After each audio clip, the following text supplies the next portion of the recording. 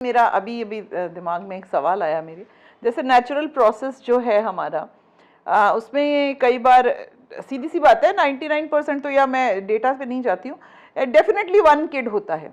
आजकल मैं देख रही हूँ बहुत सारे जो ये आईवीएफ के थ्रू ट्विंस चाहिए या तीन बच्चे। हाँ, तो मैं ये मतलब ये जानना चाहती हूँ, इज इट सेफ? जैसे एक आपका ओके, हाँ, तो बस यही सिंगल जेस्टेशन के लिए बॉडी बनी है आपकी। आप सिंगल जेस्टेशन के हिसाब से कोई भी अच्छे आईवीएफ सेंटर आप जाएंगे ना, तो आपको सिंगल एम्ब्रियो ट्रांसफर के लिए काउंसिल करेंगे। डॉक्टर ही आपको बार बार बताएगा कि प्लीज सिंगल, आपकी बॉडी। लेकिन सपोज जैसे हम की एक लेट प्रेगनेंसी की बात कर रहे हैं, 2 लेट प्रेगनेंसी है मान लीजिए मेरी, और मैं चाहती हूँ कि 2 बच्चे हों यार, तो तो क्या ये फीजेबल है ये चीज? रीजनली तो नहीं जाना चाहिए, लेकिन बहुत लोग है ना कॉस्ट बेनिफिट एनालिसिस करके भी बोलते हैं कि एक साथ दोनों हो जाएंगे तो खर्चा एक आईवीएफ के खर्चे में 2 बच्चे हो जाएंगे। बट उन्हें ये समझना चाहिए कि जब आप ट्विंस प्रेगनेंसी की बात करते हैं तो उस वक्त आप यूजुअली आपको सिजेरियन सेक्शन से ही दोनों बच्चे को एक टर्म के बाद, मतलब 36 वीक्स तक तो हद में हद खींच के ले जाते हैं। तो यूजुअली इन बेबीज को आपको थोड़ा बहुत नियोनेटल केयर देना पड़ता है, तो ये आप वो खर्चा भी जोड़िए।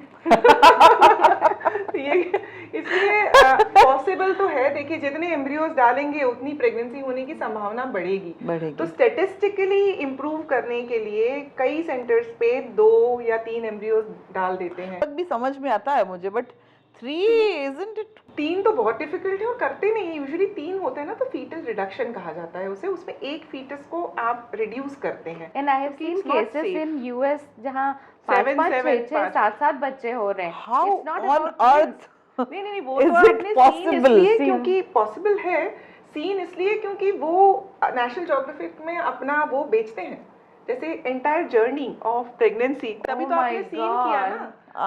ओके, किया ना, क्योंकि आप जिनकी बात कर रहे हैं उन केसेस को हम जानते हैं। They sell their footage, this is how influencers, and ये स्पेस ऐसा ही है, पैसों के लिए होता है ये स्पेस में।